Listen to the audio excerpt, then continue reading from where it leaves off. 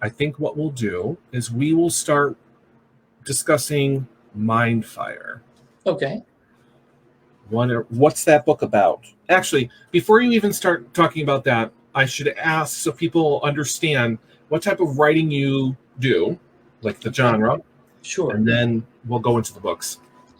I write Christian fiction, particularly Christian speculative fiction, so a little more on the sci-fi and fantasy side of things. Okay. And so Mindfire is actually...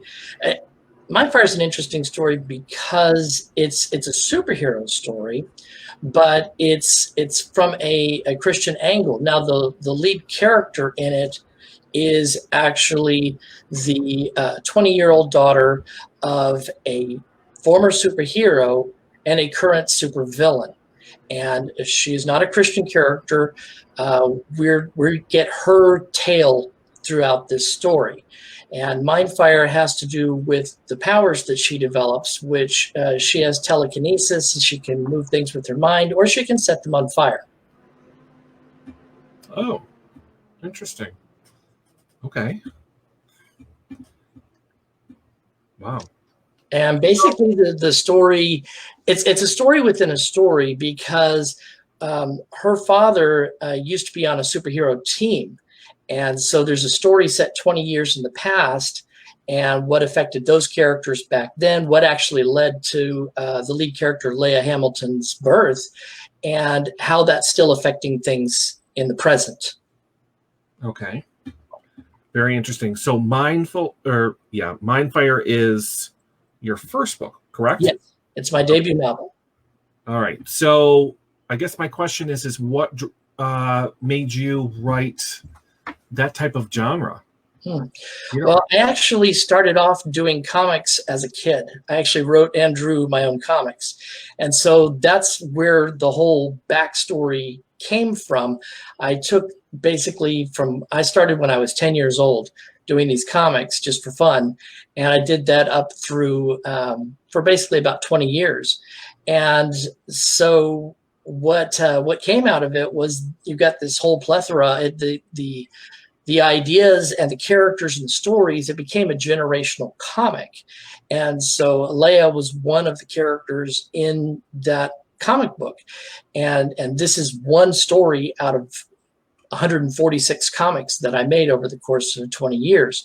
Mm-hmm. And so, but I had the motivation to bring it into the present, work with a few elements, add a couple of new characters, and do the story that we have in Mindfire. So it's a lot more focused. You don't need to know the whole history of everything that happened over the course of the comic. You don't even need to know that it was a comic. You just have to, you get a chance to see these characters as they are right now, and why it matters. Okay. How long did it take you to, well, first of all, what made you come up with a book? It's a good question. Actually, what was my motivating factor for that was National Novel Writing Month, which happens every November. Mm-hmm.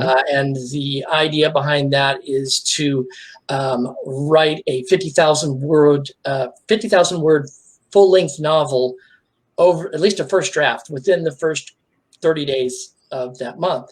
Mm-hmm. And so with Mindfire, I decided to go ahead and take that challenge. And I actually prayed about it, and I just asked the Lord to help me to write this story. And I just gave everything over to Him, and He motivated me to take these elements and form this into this novel, the first draft of this novel, I should say, over the course of 3 weeks. And it came out being approximately 56,000 words in the first draft. And then I took that and I took a long time editing that, about 2.5 years to edit it, to get it to where it was kind of manuscript ready. And I actually self-published it first on Amazon. I did the artwork for the cover, and I put a version out there, and you could do it as print or as a Kindle book. And that worked fine, but and it taught me a lot. It taught me a lot about self-publishing. I have a great deal of respect for the authors that self-publish. That said, I had an opportunity to go on a Twitter pitch event, and that's how I connected with my current publisher, Ambassador International, through an event called #FaithPitch. Interesting. I've never heard of that one. Okay. Yeah, and that was a really extraordinary experience to basically pitch your whole novel in 280 characters. But it worked out, and one of the editors at Ambassador International saw it and liked it and encouraged me to send it in. Awesome. Okay. So you go now. Mindfire is a standalone book, correct? That is correct. It is a standalone book. Because I know the next one was the Jordan of Algoran series. Yes. Yeah, a series. How many are in that series? That's a trilogy. 3 books in that one. And Jordan's World was the first book. Okay. So what is Jordan's World all about? Well, Jordan's World, I wanted to do something completely different than what I did in Mindfire. So Jordan Lewis is the main character of the series, and she and her mother are abducted by aliens one night, and they're taken through this portal to another world. Didn't want to do spaceships and stuff, so they just seemingly randomly took her and her mother and took them to this other world called Algoran. And Algoran is Earth-like, but it's not exactly like Earth. It's a much colder, harsher environment. So basically these aliens dump them off there and leave them there. And Jordan and her mother are taken in by a tribe from that planet called the Makta. And they basically have to start over. And they have to learn the language, they have to learn the culture of these people, but they are accepted by these people. But they basically have to, adapt to living on this other world because there doesn't seem to be any way to get back to Earth.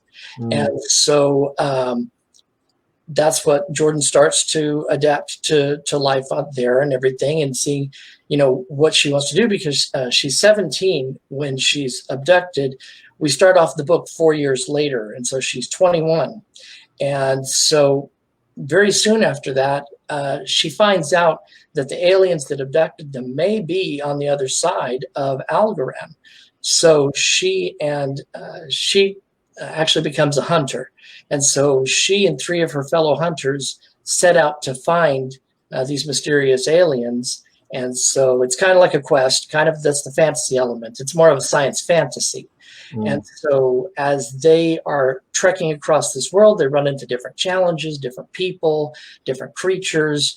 And so the idea is that if they find these aliens, one, can they survive the encounter in the first place? But even if they do, can they get answers? And most importantly, is it possible for Jordan and her mother to find a way back to Earth? And so the real crux of the title of the book, Jordan's World, is basically, now that she's had a chance to spend some time on Algoran and compare the two, which world is Jordan's world?